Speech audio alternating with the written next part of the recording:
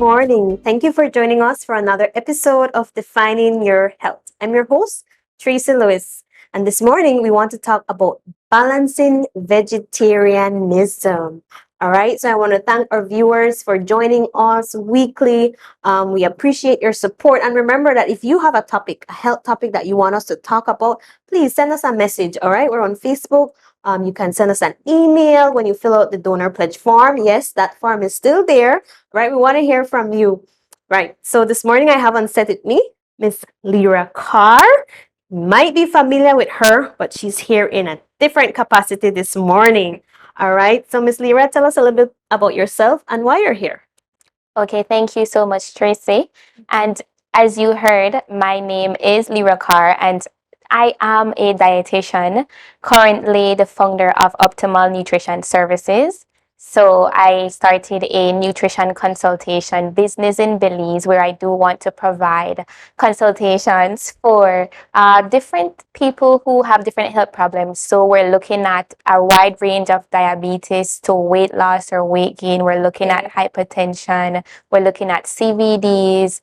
We're looking at all these different range just to kind of promote health overall and to get individuals to get back into taking control of their bodies. I love that word. Control. That's one of my favorite words. Take control of your health. I love that. What's the name of the consultancy? Optimal Nutrition Services. Optimal Nutrition Services. And how long have you been operating and providing the service? We started officially in January. We got registered last year, October. So we wanted to start this year with our team breaking bad habits.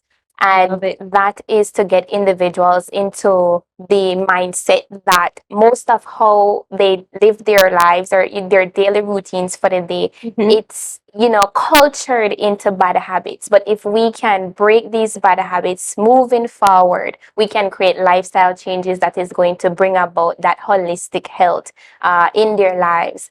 So that's where we're pushing to for the overall health of individuals. I love that. I think you hit the nail on the head immediately. Breaking bad habits, and you said that it's informed by culture, and a lot of what we eat, we don't realize that it's not even about the food tasting good. It's just a culture that we're perpetuating that informs such poor diet. I remember telling my mom that we don't have to put this and we don't have to always put that to make it rich or whatever. And she's like, yes, you have to. This is the way that you do it. And I'm saying, no, we're dying because of culture, right? So you just reminded me of that just now.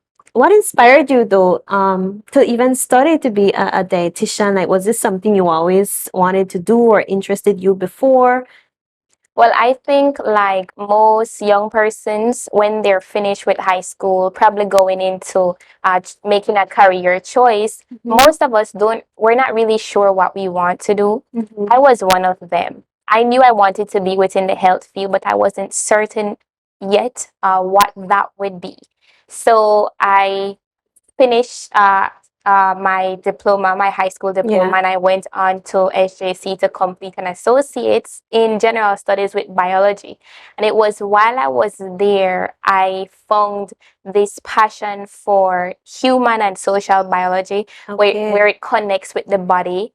And because I'm somebody who's primarily in tune with my overall health, I had this natural niche for wanting to know, what does this food give me? How does this benefit my body? I was careful in what I ate. So I believe that that was where I decided that, you know what, I believe it's nutrition and dietetics. That is where my role is. And I do like to consider myself as a health evangelist. I'm not somebody who is just for, okay, this is what you're going to eat, but I go for the entire person. So we talk about getting your sunlight, we talk about the water intake. All of this is what is incorporated into the program that we offer, because these are the foundation, the fundamentals that we need in order to build a healthier lifestyle. So I love that you said that health evangelism that is so incorporated in the work that you do. I always believe that your work should be an extension of who you are, what you believe in. And so I'm hearing a little bit of Jamaican, though I know it's there. Where did that come from? forgot to mention that. So in 2017, I pursued my Bachelor of Science degree in dietetics at the Northern Caribbean University. It's in Jamaica. I was there for 4 years. Okay. Not saying that my program did not get cut because I did get some transferred credits, but unfortunately, the school does have some other religious courses that are required, and you have those prerequisites, so you kind of have to do all of those before you go. Right. But I am grateful that I spent 4 years there, and it it impacted my life, not just in a sense of, okay, getting a degree and getting the expertise knowledge that you would need, but it was so much of an impact that I came back, I believe, as a different person.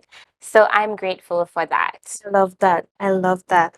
Right. So this morning you came to talk to us about dieting and nutrition. Are those the same thing? You said you're a dietitian and you're a nutritionist. Right. So in the dietetics field, we as dietitians, we can call ourselves, or we can also attach to our professional title, nutritionist, because we cover the entire scope of what nutrition is. Okay. We look at nutrition from a food service point of view, a public health point of view, and a clinical perspective. While people who are nutritionists, it's something that can be used anyway in the world. Somebody does not have to be certified. They don't have to have To a be a degree to use nutritionist. that term, nutritionist. Right. So they can just study something on the internet. Perhaps they get a little certificate and they can use that term, nutritionist. But we are definitely the professionals that you would say we can talk to you about those diseases and kind of highlight the food therapy that is needed for you to kind of improve in your health. That's where we are as dietitians. So we're not just going to tell you about the benefits of an apple or the benefits of a banana, but we can talk to you about, let's say you have some type of deficiency, or let's say you have some type of disease. Perhaps we can, through food, we prescribe a diet that is going to help you to become better. So we do use food therapy, nutrition therapy. That's what we call it. I'm smiling because I just love the way you put it together. Food therapy for diseases. The first thing we think about when you hear diseases is pathology and medicine. But let your food be your medicine this morning, all right? Food therapy, there is such a thing. And I want you to just go straight into it. Tell us this morning. What is nutrition therapy? Not what is nutrition therapy, but some of the food therapy. I know this morning that you have some expertise with the vegetarian diet. So yes, so that's what I wanted to talk about. So I know that in this day and age, a lot of people, we are meat eaters. Let me just say that. Maybe not you, Tracy, and maybe not me, but I know that we are in this day and age. The biggest part of our plate is covered with that meat, that chicken, that fish. yeah. The smallest part is that the little vegetables, and you have the whole half of the plate full with rice. You full with flour, tortilla, your fried jacks, your mashed potato. I mean, we have changed in from the times where we used to eat a lot more plant foods to eating more refined, more processed, more convenient foods, the things that we can buy at the supermarket. So primarily for those individuals, however, who do want to switch over to vegetarian. So what I want to get at is this. I know that people, and based on research, we have seen where there is a direct link between individuals who consume a lot of meat, a lot of food from animals, a lot of dairy products. They do have a higher risk of developing chronic diseases like the diabetes, the same hypertension, the same heart disease, and a lot more. We have women who have a lot of hormone problems. They have fibroids, they have the cyst, right, the ovarian cyst syndrome. We have all these conditions, and most of us don't know that these things are affected because of the foods that they're created because of the food that we eat. So I'm here because I want to advocate for a plant-forward diet. So it's balancing it's balancing Sorry, it's balancing vegetarianism, right? So I believe that when we hear about vegetarianism, we get scared. A I little bit. think, and I think we're highly critical of, people who are vegetarians, because sometimes they just come off as, this standoff person. Or Yeah. if you eat It's a meat, you're status. evil, and Yeah. if I'm vegetarian, I'm better than you. So I want to kind of clear that fear that is surrounding the idea of vegetarian. Can you say that word for Vegetarianism. me? Yes. Vegetarianism. Right. Right. So, moving from that, I want individuals to know that you can start with plant forward. That means putting more plants on your plate, Okay. reducing the amount of meat that you have on your plate, and eventually, so let's say 5 days a week, 7 days a week, you're having some type of food from animal. Yeah. Start by cutting down to 3 days, 2 days for the week, and Mhm. replace it with a plant protein like some stew beans, some lentils, some chickpeas. We are blessed here in Belize. We have Yeah. a variety of plant proteins in this country. And I want us to embrace that, Yeah. because it is what also makes us Caribbean, that variety that we have in our diet. Other places don't have this luxury. Mhm. So we don't have to complain about eating the same thing every day. Just like how you think that you are tired of chicken, because I know some people are tired of it. I know. You can have variety on your plate and move away from that mundaneness. So, switching over, Mhm.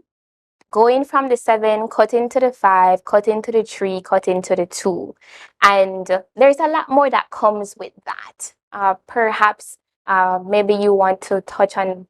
No, you're talking, and I remember when I first decided to become a vegetarian. I was recently studying in Barbados as well, and they had this amazing church program. I think it was Breath of Life church program, where they wanted to address the diabetes issues in the Adventist community and families. So they had a vegetarian course, and I was privileged to be a part of that course. And I couldn't go back afterwards when I learned about. I mean, they went right down to the nitty gritty about grains and the different types of grains, how to make your own milk, how to make your own cheese, different things. Yes. And it's all available, and we have it right here in the Caribbean. Like you said, Yes. there's no need for us to be that mundane diet that we're just, it's the same thing every day, every day. And I remember coming back and I told my mom, I stopped eating meat. I'm a vegetarian now. And she could not believe it. I don't know how long it took for her to stop putting meat. Like, even though she feed me, she put it in the plate. So I said, "Man, I want to eat this. I stop eating meat." She still put it, she still put it there. So I like the approach that you mentioned, a practical approach that you don't have to go immediately off meat. Like, it's cutting it down. Right. Taking it out for a couple of days out the week, and then Right. when we want to when we get to the point where we need to substitute now, that's where you would have difficulty, especially if you've not been introduced to a particular course. So how can we ease people into, what are some of the things that we can do to create that balanced vegetarian diet after you've eased down and you decided, you know what, I want to go all the way. Right. Thank you so much for that. So, on this diet, what you want to do, it's very important that you know substitution. It's very important that you know the foods that are going to provide the specific nutrients. So let's talk about it. Generally speaking, all of us, we need the right amount of carbohydrates. So these are our macronutrients. I'm talking about carbohydrates, your protein, and your fats. And of course, you have your microminerals, which is your vitamins, your micronutrients, sorry, which is your vitamins and minerals. Now, all of these micronutrients, they are found in our food groups that we have. Now, if you're cutting out meat, there are two main food groups that you can use to substitute in that protein that you would be missing from the meat. So essentially, in the Caribbean, we have 6 food groups, and I'm sure you're probably familiar with. We have 6. Yes. I need you to share that with me since the viewers know.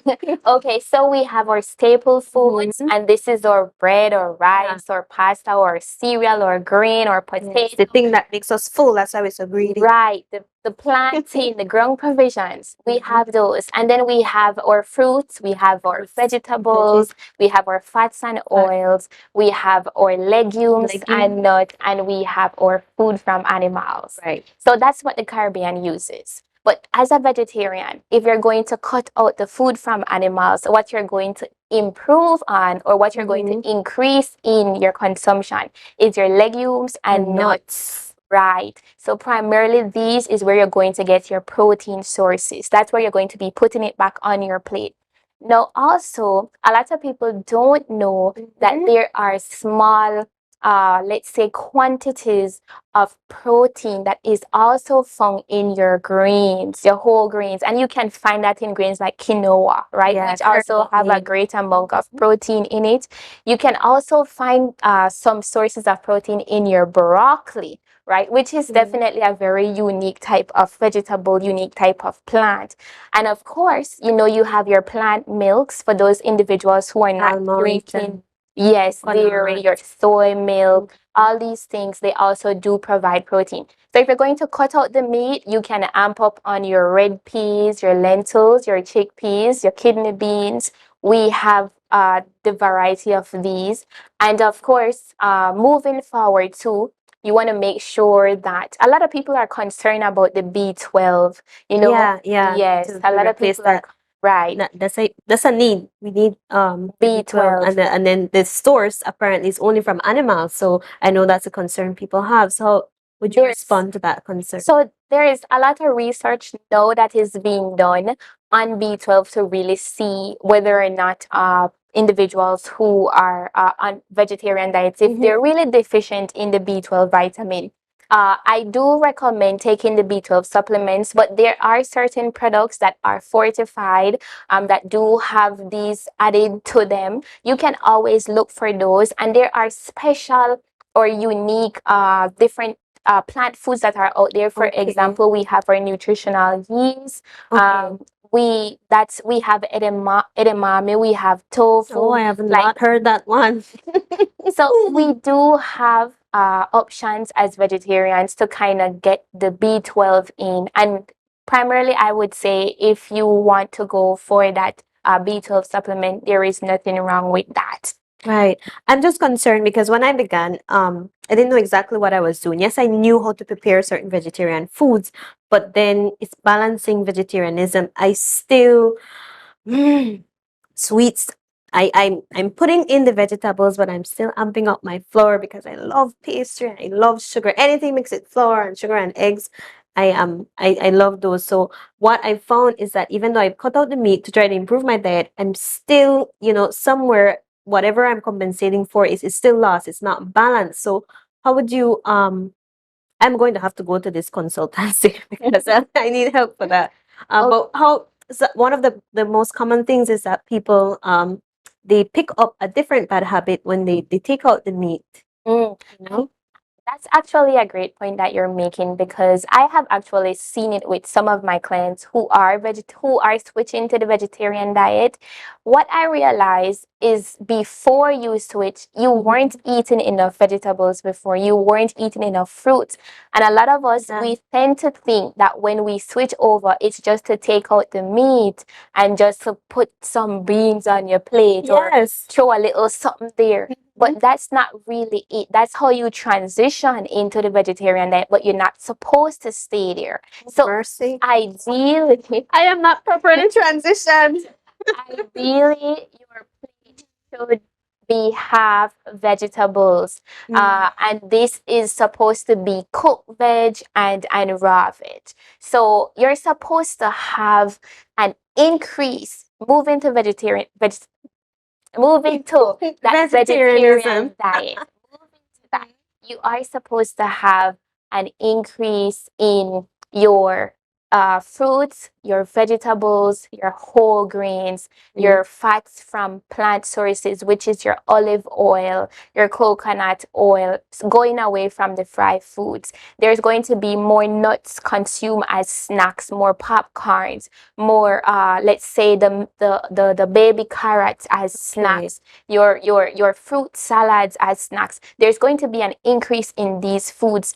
So there should be variety that is coming into your diet, not necessarily the same plain white rice and some garden salad on the side and some stew peas, but there's also recommendation of not variety but creativity in how you you make your meals. I think that's the tricky part, the creativity, because we're so used to just the basic staples that when it's time to put together that variety to make sure that it's balanced, and then you have so many other things to think about and work and school and children, and then I have to be thinking about this diversified plate that I'll eat in 2 minutes, 5 minutes maybe. And so I think that's where a lot of people struggle. So I think when we come back, I want us to actually look at some of these plates and how it would look like when it has that balanced selection of veggies and nuts and oils, and how you're able to do that, right? So I hope our viewers have been enjoying this session so far, because I'm excited all over again to be a vegetarian. Clearly, I was doing it wrong, but it's never too late to learn. So I'm excited about nutrition this morning, Miss Leera. Just before we go to a break, would you like to leave one more comment? Sure. So I'd like to let our viewers know that they do not have to be afraid of moving towards that plant forward, that vegetarian diet. You can embrace the different fruits and vegetables. Perhaps there is one that you don't like, but there are a variety that is here. There is maybe 1, 2 that you like. You can eat more of those, begin with those, and with your children, right? For those parents who, prepare the meals for their children, go ahead, start to put more vegetables on their plate, start to give them more fruits as snacks. And this is how we're going to reverse certain lifestyle diseases that has been plaguing our nation for a very long time. Amen. Right. So when we come back, we're going to look at some affordable, diversified vegetarian meals. So if you have any questions, Ms. Leera is right here. We'll leave the information there for her consultancy, because I will definitely be utilizing that service. We'll be right back with Defining Your Health. The Inter-American Division celebrates its centennial anniversary in 2022 under the theme Celebrating His Province and Affirming Our Values, and prayer is just one of those values. The administrators of the Inter-American Division affirms this value with an initiative called 100 Days of Prayer, starting February 1st to May 11th, 2022. This initiative creates a spiritual environment to facilitate an explosion in church growth, education, and service to the community. It also provides support to all the initiatives of the Inter-American Division in 2022 and beyond. Spiritual reflections inspired by the Holy Spirit have been created for each day. These reflections consist of Bible-based gems, promises, and prayer emphasis. We urge families, churches, conferences, and unions to participate in this movement of intercessory prayer throughout the territory of the Inter-American Division. The reflections are available in English, Spanish, and French.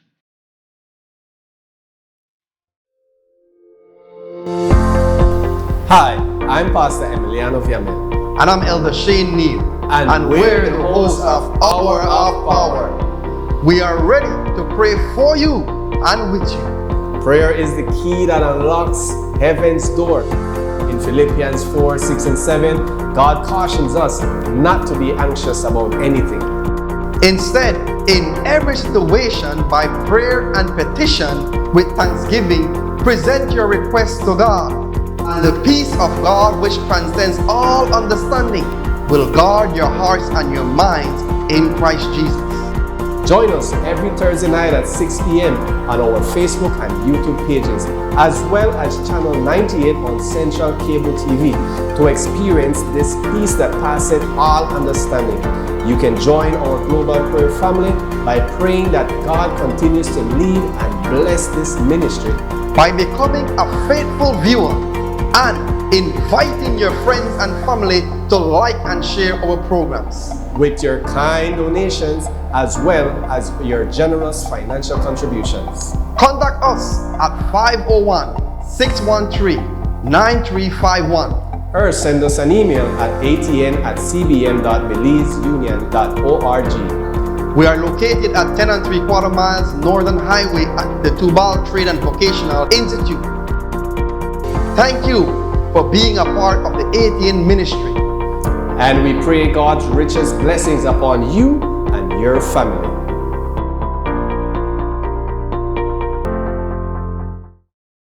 Hi friends, are you wondering how to maintain or restore your health? Then wonder no more. Join me in registering for the Health and Happiness Studies presented on the Bovi app, a free platform that provides you with secrets of maintaining or restoring your health. Let's get started. To register, click the link bovi.app/healthy and happy. Be sure to include your full name followed by an active email address. Then enter a telephone number starting with the area code. Choose a memorable password and then enter your address. Finally, click Submit to complete your registration. Now you have access during and after the pandemic to experience physical and spiritual wellness.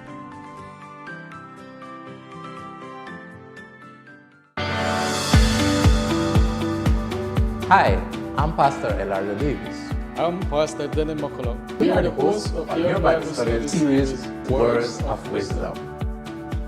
In 2 Timothy 3:16, God reminds us that all scripture is given by inspiration of God and is profitable for doctrine, for reproof, For correction and for instruction in righteousness. Words of Wisdom is a specially designed program brought to you by ATN in an effort to share the Advent message to our friends and faithful viewers who are yearning to build a growing and saving relationship with Jesus Christ. If you want to learn more about our rich Adventist heritage, basic fundamental belief, counsel on courtship and marriage, Or simply a deeper study of God's written word, then join us Wednesday mornings at 10 a.m. on our Facebook and YouTube pages, as well as Channel 98 on Central TV. Join in and be a part of this special Bible studies effort by praying that God continues to lead and bless this ministry, by becoming a faithful viewer and inviting your friends and family to like and share our programs, by your kind donations and of course, your generous financial contributions. Contact us at 416139351 or send us an email at atn@cbm.belizeunion.org. We are located at 10 and 3/4 miles Philip Golson Highway. Thank you for being a part of the ATN ministry. It is our prayer that you will keep the book of the law always on your lips. meditate on it day and night, that thou mayest observe to do according to that which is written therein. Then thou shalt make thy way prosperous and have good success. Welcome back to Defining Your Health. This morning we're talking about balancing vegetarianism, and we've had such an engaging discussion with Miss Leera Carr, our dietitian, for this morning. And so we have a beautiful layout. We're going to get to this in a moment, but when we left off, we were talking about transitioning into vegetarianism. And so we looked at a couple do's and don'ts, especially concerning me, a lot of don'ts there. But one of the concerns that we brought up just before we went to the break is the vitamin B12 deficiency. And I know that others have concerns when it comes to calcium and iron. So I'm not sure if you can share with us, address some of those concerns when it comes to transitioning over to vegetarianism. Yes, so those are actually some great concerns because you're going to find that a lot of people tend to buy into the marketing that is surrounding dairy products. So we tend to link calcium with milk, with cheese a lot. And what is interesting to note is that the bioavailability of the calcium that is found within these foods, it's not as much, it's not as high as what we would find in our plant sources. So when we talk about bioavailability, we're actually talking about how much of what is in that product that your body will actually absorb, what it's going to take in, what's going to use, right? So, for example, if you look on, let's say maybe a box of milk and it has about 400 milligrams of calcium, it's only 30% of that your body is going to take in. So even though it has higher quantities of calcium, there's still a lower amount that you will take in. As compared to your plant sources, we actually take 50% of the plant calcium. That's what our bodies can actually absorb. And your plant sources for calcium includes your spinach, your broccoli, your kale, Calcium in spinach yes, and broccoli in greens. your collard I would greens not have made that connection.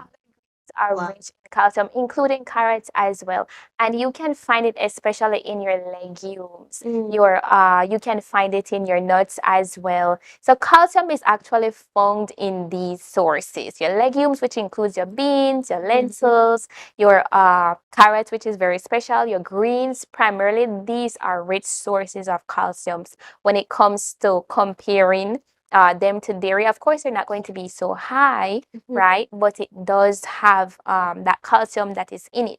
Now, you do have other milk sources. For example, almond milk, it has calcium. We have almond here today. And almond, also a natural nut, it does have calcium in it. So it's a good source of calcium. So you don't have to worry about being calcium deficient when switching over to a vegetarian diet. All you got to do is eat those leafy greens, eat your romaine lettuce, eat your collard greens, your kale, your spinach, and you're going to get the calcium that your body needs. You're saying this, and it's amazing that we spend so much money on buying these animal products, and all the sources of calcium that you mentioned are things that we can grow in our own yards. Love it. I love it. And spinach grow wild, man, and all these things. So I have a lot of homework to do because I've been meaning to get back into my gardening, but now that you're showing me the relationships, I definitely have to start growing and eating my own food. I So, love it. I love it. but sis, when we talk about almonds, first thing people are going to say, but that's expensive. I can't afford almonds. There are other nuts that we can substitute for calcium? Well, you don't really have to stick to the almond nut particularly, but you do have other nuts. You have your cashew nuts, you have your pecans, you have the regular peanuts that we have here, the little one that we crack. No, I wouldn't say that these are high sources of calcium, but they do have calcium in there. So let's say on a what is recommended for the vegetarian diet is that you do get your variety. You're supposed to have nuts every day. You're supposed to have greens every day. You're supposed to have legumes, your beans, your peas every day. If you can do this, then everything 1 + 1 + 1 is going to add up, and you're going to get the quantity that is recommended for you. Right. Lovely. And so that's as it relates to calcium. But what about iron and your blood, the generation of blood? I know people say, well, you have to eat the meat because that's where you get your iron from. Okay, I love that. I love that. So one thing that you want to link iron to, this is a trick that I always use, is that so the same foods that you're using to substitute for the protein is the same foods that you're going to find your iron in. So iron is normally found in like the plant protein sources, which is we find iron in the meat, right? The chicken and the fish. Same concept. So the iron that is within the plant sources, just to kind of point out another thing in terms of how it is absorbed, it's non-heme iron. So it's not so, I would say, easily absorb as compared to the heme iron. However, the non-heme iron absorption process that takes place in our bodies is actually a little bit better for us in terms of how the body takes in the iron. And it also incorporates the use of vitamin C to kind of make it more Oh, wow. beneficial for us in taking in the iron from the plant sources. However, It's non-heme iron yes, from that's plants. Okay, yes, good. that's a non-heme iron. But your iron sources, the same concept. You get it from your legumes, which is your peas, your beans, your nuts, Mhm. and you're also going to find it, which is very strange, right? Broccoli actually has protein in it, and it also has iron in there. Yeah. So you can actually get it from there as well.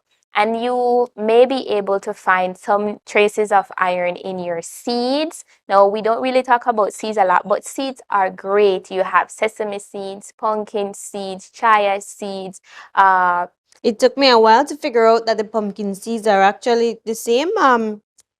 This what's the name of pepitos. pepitos? I don't know. I made that connection very late in life. Pepitos. Yes, yes. So we can find them in these seeds. These are power pack seeds. And there's also another popular one that they like to use. It's not coming to my mind right now, but I'm probably There's a going to remember superfood that they and later. chia seeds that Exactly. everybody's So talking we about. mentioned the chia seeds. Those seeds are packed. They're Mhm. packed. And it is something that I would recommend for individuals who are going vegetarians. Don't be Yes. afraid Mhm. to use the seeds, put them on your salads, put them in your smoothies, put them on your bread, put them in your when you're making your meat substitute, your meat analog. Don't be afraid to put in those seeds because they're actually very good. They're going to give you the added nutrients, the added vitamins, the Yeah. minerals. Those are great superfoods for anybody The that flax we would seeds too. I'm recommend. remembering that That one. is the one. Flax That seeds. is the one. Yes. Yes. Uh, so you're going to find that seeds, for example, the flax seeds, they do have good sources of the fatty acids that our bodies needs, which is good for our heart, which is good for our skin, our membranes, our cell membranes. Those are really good sources of getting omega 3s.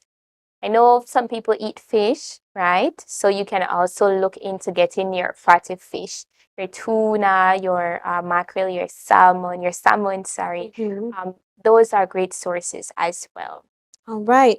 And so I think this helps us a lot to not be fearful of the vegetarian diet and maybe disadvantages or limitations in terms of nutrients. And I know that it's usually a concern for parents who want to raise their children to be vegetarians or they have concern about, oh, you need to have strong healthy bones as the marketing they suggests and you Right. need to get it from the cow.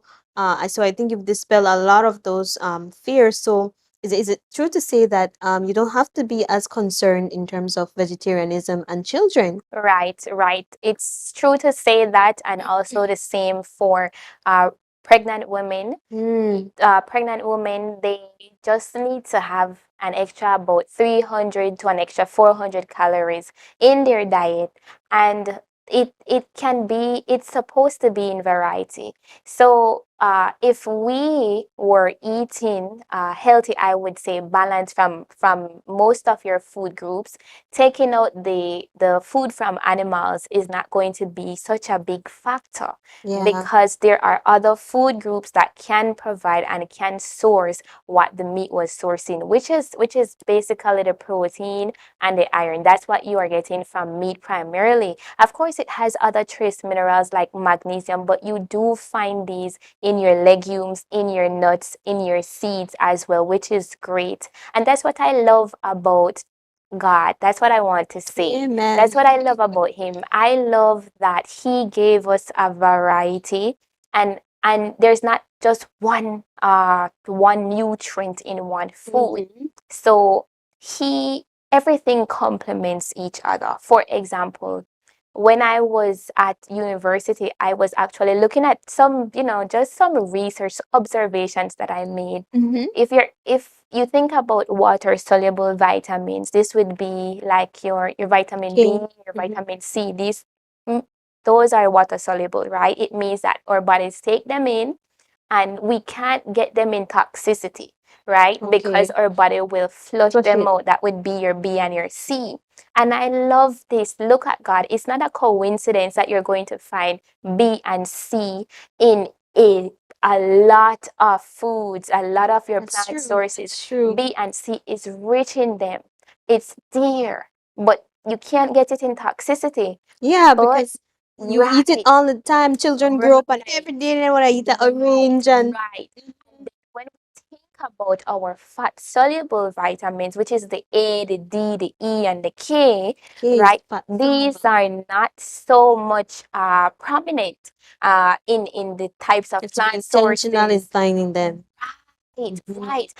And our bodies don't need a lot. It needs small amounts of some of these uh fat Vitamins. soluble vitamins, and therefore it stores them in the fat stores that we have in our body for when it needs them.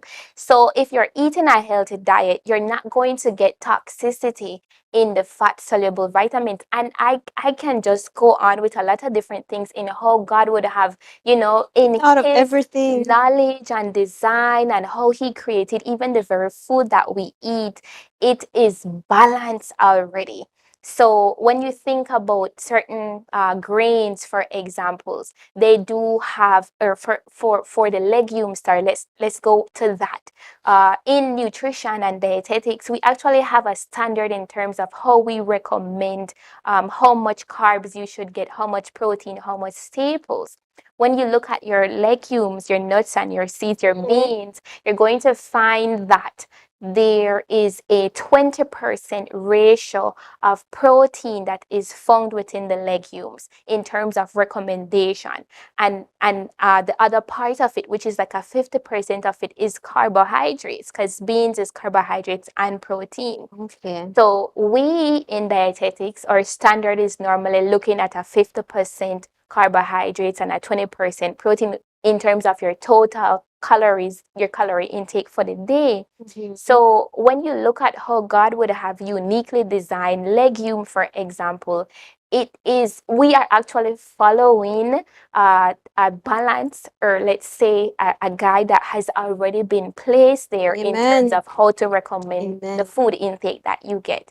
So I your love that iron, approach because I think what scares us, and I remember this in our little human and social biology class, is that our teacher mentioned that you're always on a diet. When people say they're on a diet, it's not saying anything because everything we eat is a diet that we choose. What we mean to say is that we are on a balanced diet. yes, And so I love the approach that what we're getting to when we talk about vegetarianism is not so much about taking out the meat. And I have to admit that initially that was my idea. When I think about vegetarian, I just think about what's going to be taken away. But the approach we're taking this morning is that you're creating a balance that was already a part of the original plan. And that's yes, something that we don't adhere to. We eat it in very, I don't know where we got these amounts from, the rice, some of the carbs, it's culture. it's culture, The right? And Western, marketing, right? So it's to return to that balance, and God asks us to be temperate in all things, including, how much we eat of what He has provided in fruits and grains and nuts. So everything is a spiritual lesson. And I think that's amazing. Your food and how you eat is a direct it's in direct relationship with how you manage your spiritual life. If you're going to be faithful in little things in terms of making sure that you're temperate and that it's balanced. yes, yes. So I like that you mentioned that, because a part of what I believe and something that I use in my everyday consultation with my clients Mhm. is that if you can create that discipline in your lifestyle, in how you eat your food and the type of food that you eat, then you are definitely calming your appetites. You're taking control of your appetite. Mhm. And the appetite, in essence, right, that is what kind of pushes us to make bad decisions. Yeah. So if you can subdue that appetite by making better choices in terms of the types of food that you eat that will not create cravings, that will not create inflammation, that will not create some type of negative habit, you can take control of how you eat. And you don't have to go about measuring your food every day. No, but once you start and learn moving forward, it's going to be like just, it's very simple. Your eyes is already used to what your plate should look like. So Wow. that is where you want to get to moving forward. So everybody should know how to eat, right? And we're not saying, oh, you can't have a slice of cake, or maybe you can't have a little fried something, or a Mm-hmm. little saute something. Not saying that we're saying fried foods is good, but just saying that the temperance, the balance, if you are able to strike that in your life, in every aspect of it, primarily how you eat, you're going to be on a good track in terms of having a healthy inside. And a healthy mind. I plan to Yes, regain some yes, of that control because I'm not lying. These sweets have it have it over me. Pura bun and jam roll and coconut tart. I need to regain some of that control. yes. Um, right. So I see here that we have a number of things here, but just like we have the regular food pyramid, what does a vegetarian pyramid look like? I like that. So the vegetarian pyramid, it's same thing like what we spoke about Mm-hmm. earlier. We increase the consumption of vegetables, we increase the consumption of grains, we increase the consumptions of legumes. Okay. So that's the difference. You're actually going to increase those areas. And so let's say on for the regular food pyramid where we do eat meat, you have about maybe 7 servings, 7 to 9 servings. That is the recommended for the day, Hmm. right? For me, I think that's a lot. In terms of what I know, I think it's a lot, but that is what is recommended for the day. By the world. But Mhm. in terms of the vegetarian pyramid, where we do not have the food from animals, you're going to increase your legumes. So you're going to have like 3 to 4 servings of legumes, your vegetables, 3 to 4 servings. Your this is for the day, right? So it's not in one meal. And you're going to have, an increase in fruits. The vegetarian diet essentially is rich with fiber, rich Okay. with vitamins, rich with minerals. There is nothing that you can really miss from this diet in terms of having a poor health unless you do not know how to balance and choose variety or get variety in your diet. Only then would you be affected. But once you learn balancing and variety, you should be on the right track. All right. And so I noticed that we have some oats here, some raisin, some peanut butter. These are things that are affordable, and I'm sure that they can be fit more into a balanced diet. So how would I balance this? Just these ingredients here, because they always say peanut butter having a lot of fat. You shouldn't eat peanut butter. True, very true. Fat is not bad. So Oh I God. want to say, I want to make that clear. I know that fat has been stigmatized so much in the Western world, Yeah. but fat can be healthy. In fact, fat is healthy because our body need fat, our cells need fat, and fat is a high energy Right. food. So we use it when our glucose stores are out. Our body use fat. There are other organs in our body that uses fat to run. For example, I believe it is our heart muscle. I'm not mistaken, that uses the fat as energy. And look at this, another thing that I want to point out is in terms of how God created us, we have a lot more fat stores in our body that compared to our glucose stores, which is only found within our liver and our muscle cells, right? But our fat stores is under our skin, right? And Mm-hmm. we store the right amounts of fat that we need. So the heart is a muscle that never stops beating. Right. So if it was dependent on glucose, then perhaps some of us would have, probably Yeah, died, right? Because after the glucose is used up, that's we go finished. to the fat. So it uses fatty acids to generate its energy to keep pumping. That was something that I actually learned in university. So I think that fat is good. So let's talk about the good fats, right? Yeah. Okay. You mentioned that just now, and I think the fear is that we're afraid of burning the fat. So that's why we're scared. And like you said, God created in such a way that to be temperate means that we have to exercise. We have to constantly be exercising what is inputted in spiritual matters. We're being spiritually fed. We have to go. We have to evangelize. And it's the same thing with our physical bodies. We should never be so full of whatever it is that we're taking in that we don't exercise it. And that's a constant reminder of what happens to us in the physical realm when we don't put to work the blessing, right? I love it. I love it because exercise is, oh, it's not necessarily just for you to burn fat or anything. That Mm-hmm. is, of course, if you are overweight, if you're obese, then you will Yeah. be burning up the fat. But we need fat stores in our bodies to help regulate our body temperature, to keep warm. This is a necessary part of us. The cell membrane of all our cells, majority of our cells is made up with the fatty acids, right? So we do need it. Our heart muscle, like I mentioned, the omega 3s, these are good for our heart. These are good for our HDL, right? The lipid, the Mm-hmm. hidden great. So fat isn't bad. It's how you use it, and it's how much of it that you use, right? Right. So for example, the oils we tend to fry, fry it on high heat, Mm-hmm. right? And that damages and destroys the good oil. If you're using, let's say, olive oil, for example, you're not supposed to fry with that. It is supposed to be something that you cook on saute, just a quick low heat kind of thing, or Oh, perhaps you okay. drizzle it over your salads, put it on your bread. That's how olive oil should be eaten. But if you fry with that oil, you're going to destroy the delicate chemical makeup of it, and you're going to create trans fat, which Mm. is the bad fat.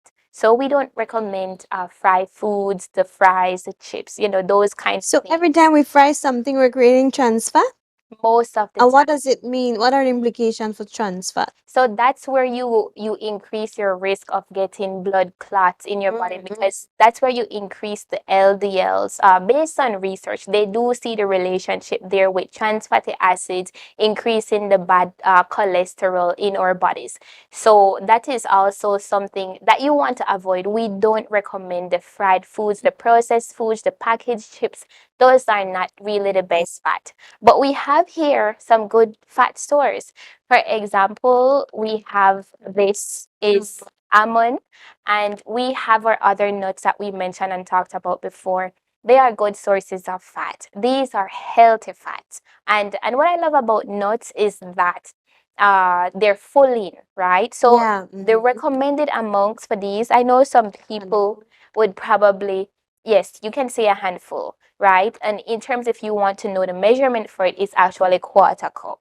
Okay. I think we have a Right. So this is a yeah, I think quarter that, yes, that looks, half cup. that's This is a a half half cup. cup. So it's half of this. Right, right. So that would be a serving size. That would be Mm. a serving size. Quarter cup of that would be a serving size. But if I was giving you, let's say, it as a snack or something, then it would probably be that entire half cup there. Okay, you can Okay. have 2 servings of nuts. You can have 2 servings of nuts, maybe with a small fruit. One serving of fruit is a small orange or one small apple, or half cup of chopped watermelons or bananas, something like that, right? And going to the peanut butter, which I is love that combination, and I discovered it unintentionally, like a banana and a couple peanuts goes a long way. Especially when you have a busy job and you're always on the go, man, you grab a banana and some peanuts and you make it to the end of the it's day. actually like a super energetic food that you're putting in right there. The bananas, so something special about them Something special. It's simple, but they're rich in the B2 vitamin, which is riboflavin, and it actually helps our body to convert the carbohydrates or the glucose into energy. So people who are athletic, you're going to find that they do eat bananas to kind of run or they get that burst of energy because it helps to boost that. And with your nuts, if you're pairing those together, the nuts already is high in the fat. So you're getting some good energy source from there. And of course, we mentioned and we talked about the protein. So your banana and your nuts, that's kind of protein, carbohydrates, and fat. That's like the three main macros that you're getting just in that little Udalas. snack. Yes. And another fun snack that we have is popcorn, which is at the front there. Right. Uh-huh. And this is actually the healthier popcorn. The one in the pots. Right, that has a lot of butter and salt added to it.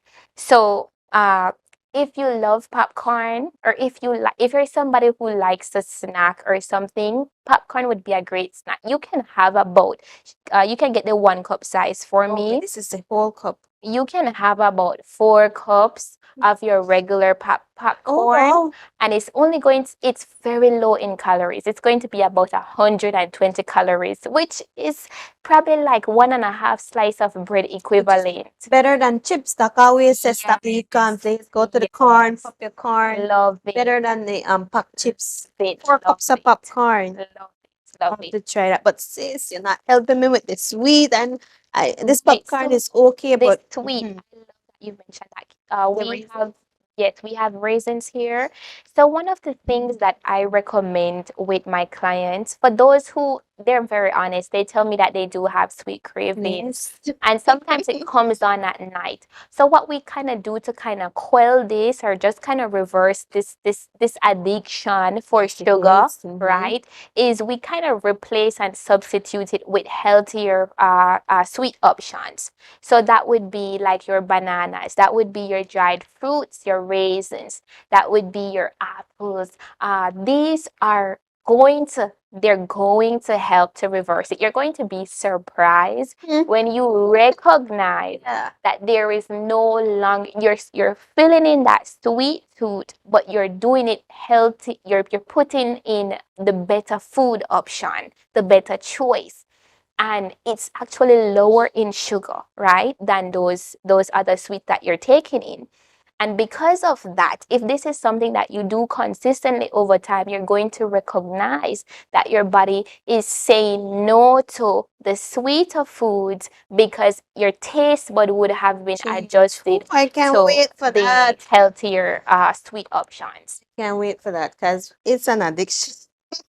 And And I've tried before, but I just love that flour and sugar together. But now that you mention it, I have to develop that taste, and it's going to take some prayers too because it's a control, it's a battle I to love change it. and Yes, transform something that's a pleasure. It's a pleasure point for yes, your pleasure us. center, Yes, creating that pleasure center. center in our brain. Right, you are correct. And unfortunately, we do have individuals who do develop these unhealthy habits. I mean, you're here, you're being honest. You Yeah. like sweets. Maybe it's not so bad like other people, but there's nothing that you cannot reverse in terms of breaking bad habits. That's what we're here to do this year. Breaking bad habits. habits. What a lovely way to close off this program. We ran out of time, but I could sit and talk to you all day, Sister Leera, because you just highlight so many things that that's in our ability to control and improve little by little, that transformation process. Yes. Right. So we're grateful to have you on board with us. Breaking Bad Habits. What's the name of the consultancy? Optimal Nutrition Services. Optimal Nutrition Services. You need to talk to Miss Leera. I know I will talk to her right afterwards. Thank you for joining us for this episode of Defining Your Health. This has been a great episode for me. I would just ask Miss Leera if you had any closing thoughts just before we leave. Don't be afraid to move forward with a plant forward diet, we already spoke on that.